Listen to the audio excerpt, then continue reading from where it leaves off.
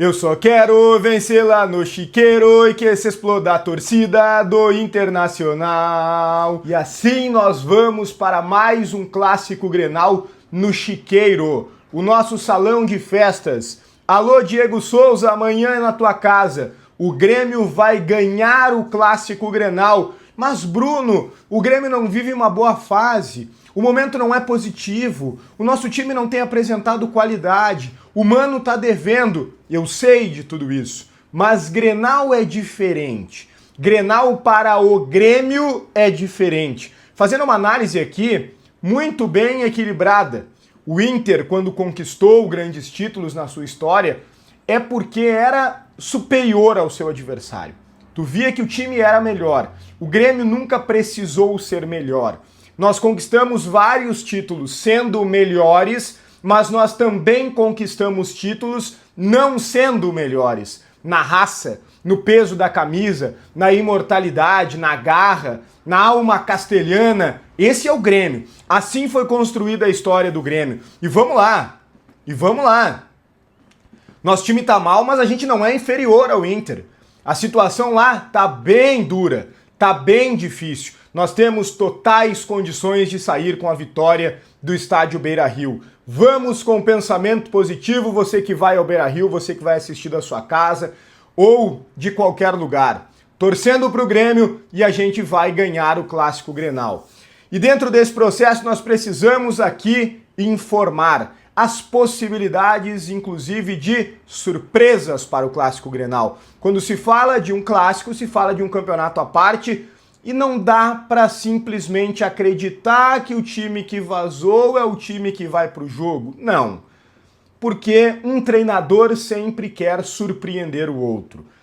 Para mim, não pega essa de um time vazado 2 dias antes do clássico. Eu coloco, no mínimo, uma desconfiança em relação a isso. É claro que a gente tem que informar aqui a informação que vaza do treinamento, mas sempre tem aquele treinamento que se diminui ao máximo o número de pessoas que está acompanhando para que possa realmente ali sair a estratégia e não vazar para ninguém. Eu sei que muitas vezes vaza dos próprios jogadores, que contam para uma pessoa ou outra, que acaba contando para alguém e chega na imprensa. Faz parte. Mas o Grêmio precisa se fechar para que tenha a sua surpresa dentro da sua estratégia contra o nosso maior rival.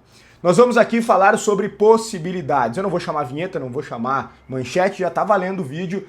E a gente vai falar também sobre mais um ex que entra na pauta de Marcelo Marques para 2026. Antes eu só peço que tu deixe o like no vídeo, te inscreva no canal, ative as notificações e também opine muito aqui nos comentários. Esse conteúdo tem a força de Hora do Pastel, que é a maior franquia de fast food de pastéis do Brasil e uma das maiores do mundo, porque é um sucesso absoluto. E é por isso que tu vai lá provar e eu tenho certeza que tu vai gostar, porque são várias opções de pastéis salgados e doces. Várias opções que tu não encontra em outros lugares e tu ainda pode fazer algumas modificações para montar o teu próprio pastel. É uma maravilha, tem diferentes tamanhos, tem o grande, o médio e o pequeno. É muito bom. Tem alguns combos também. E tu ainda vai ganhar desconto, 10% com o cupom Grenal10. É pastel crocante, recheio generoso e um sabor que conquista. Hora do Pastel. Vamos lá, gente. Preste bem atenção. O time do treinamento de ontem foi Volpe, Marcos Rocha, Noriega, Wagner Leonardo, Marlon, Cuejar, Arthur, Edenilson como meia central, Pavon pela direita, William pela esquerda e Carlos Vinícius no ataque. Eu coloco alguns pontos de dúvida. Eu coloco ainda como dúvida a possibilidade do Kiki Oliveira e do Dodi principalmente, e não descartando também o Alisson. Esses 3 jogadores podem aparecer. O que eu vejo como preocupação, no caso do Edenilson, é que eu acho que ele é um jogador, primeiro, que vai sentir o jogo emocionalmente. Acho que ele vai sentir toda vez que pegar na bola. O meu sonho, a minha torcida, é o Edenilson fazendo um gol no Beira-Rio. Eu falei isso pra ele quando tive a oportunidade de entrevistar ele lá no Gremismo, que no canal do Sobis. Eu falei pra ele, Edenilson, eu tô torcendo por ti, e sempre torci. Mas o Edenilson foi um jogador que fez eu, infelizmente, com as atitudes dele em campo, mudar de opinião. Eu passei a não gostar do Edenilson. Eu torcia muito por ele e passei a não gostar dele, mas obviamente que torço ainda, o jogador colocou a camisa do Grêmio, eu torço pelo cara, óbvio, né? Não vou ficar torcendo contra o Edenilson, senão eu sou louco. Então eu torço muito que o Edenilson faça um gol dentro do Beira-Rio. Agora, eu não acredito que isso vai acontecer, porque eu acho que o Edenilson é um jogador que sente em grandes decisões. O Edenilson, ele é um cara que faz aquele meio espaço. Taticamente, em tese, pode ser interessante. Tomara que consiga desenvolver. Pavon pela direita, marca bem. Tem um bom cruzamento, até mesmo um bom passe. Mas é extremamente limitado. Eu vi muitos comentários aqui, entre o Pavon e o Kiki ainda fico com o Pavon. Eu acho que eu tô com vocês, tá? O Kiki Oliveira talvez consiga ser pior. Só é mais jovem, tem mais saúde, mais intensidade, mas não que o Pavon não seja intenso, também é. Do outro lado, William, tenho preocupação com a questão da marcação. Mas vamos lá. Vamos torcer que seja um dia iluminado. Que o Arthur, com toda a sua qualidade, possa doutrinar no meio-campo e a gente possa vencer o Internacional no Beira-Rio. O Grêmio tem condições de ter mais a bola. E isso também me preocupa. O Mano é um técnico defensivo e até certo ponto eu entendo. Hoje o Grêmio tem mais peças confiáveis no setor de defesa do que no setor ofensivo. Mas dá para soltar pelo menos um pouquinho mais o time para que a gente possa jogar de igual para igual no Beira-Rio. O Grêmio não pode jogar enxiqueirado no Beira-Rio, pelo amor de Deus. Temos condições de ir lá sim e vencer.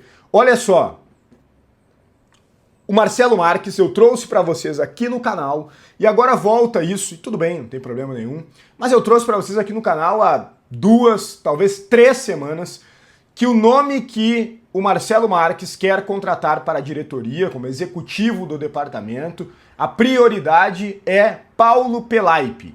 Eu trouxe isso para vocês aqui no canal, de novo está circulando isso e tudo certo. Né? De repente agora a informação vazou para outros colegas, tudo bem.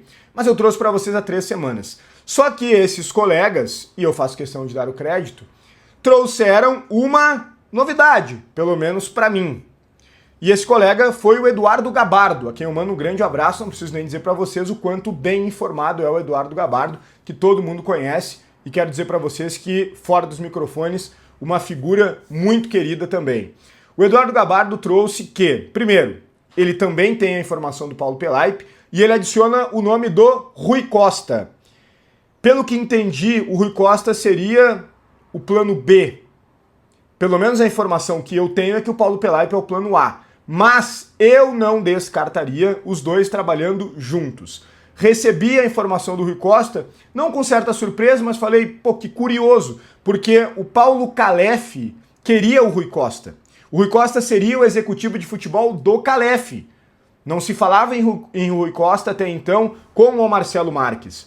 Eu lembro que na eleição anterior, o Odorico Roman foi o candidato, e ele queria o Paulo Pelaipe como um gerente do futebol e queria o Alexandre Matos como executivo. Ainda bem, não veio. Esse cara gasta dinheiro a rodo aí nos lugares que vai. É irresponsável financeiramente. Também tem presidente que libera, né? Aqui no Grêmio não queria.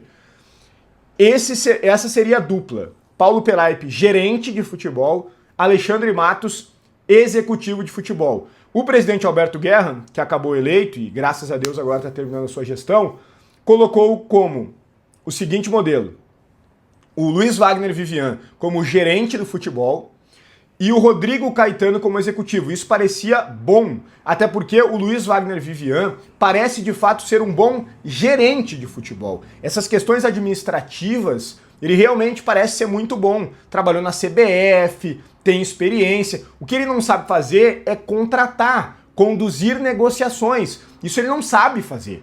Só que aí, quando o Rodrigo Caetano não veio, o presidente resolveu acomodar as melancias, deixa ele também fazendo de executivo, o que denota um amadorismo, vamos combinar. Deveria ter vindo um outro executivo experiente, mas o Luiz Wagner Vivian foi o executivo durante os 3 anos da gestão, e isso é parte da explicação desses 250 milhões, aproximadamente 250 milhões de reais que esta gestão gastou em contratações, na maioria contratações equivocadas. Muito dinheiro do clube foi jogado no lixo pelo desconhecimento de futebol e a falta de habilidade em negociações. Pois bem, Talvez o Marcelo Marques, eu não duvidaria, coloque o Paulo Pelaipe como gerente e o Rui Costa como o executivo. Seria uma ótima dobradinha. Bruno, mas por que ele repetiria algo que o Odorico queria? Porque é o mesmo grupo. É o mesmo grupo. O vice de futebol, o cara do futebol do Odorico, é o mesmo cara do futebol do Marcelo Marques, Antônio Dutra Júnior. Então faz todo sentido isso. Acho que poderia acontecer. Não sei o quanto seria bom, eu não tenho dúvida nenhuma sobre a qualidade do Paulo Pelaipe. Agora eu tenho algumas dúvidas em relação ao Rui Costa. Acho bom, mas tenho dúvida em relação a quanto ele gasta. E talvez essa minha dúvida seja por 2013, que o Grêmio montou um time que ele contratou bem, tá? Só que não rendeu. Talvez nem fosse culpa dele de fato, e sim da política daquele momento do futebol do clube. O Grêmio gastou com André Santos, Cris, volante Adriano, um monte de Barcos, um monte de gente. Já tinha o Kleber Gladiador e não ganhou nada e o clube ficou super endividado e depois veio o presidente Romildo para fazer aquela limpeza, apostar na base que nos levou aos grandes títulos. Com a base sendo protagonista e alguns jogadores bem pensados, como Pedro Jeromel, Maicon, Douglas, etc. Então, é bom o Rui Costa, desde que seja bem conduzido, não vai gastar os tubos.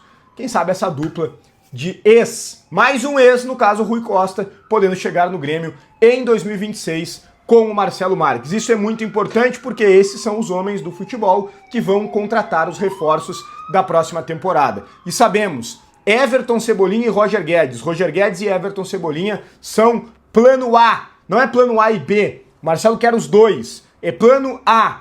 Roger Guedes e Cebolinha. Que ataque teríamos, hein? Com os dois, um em cada ponta.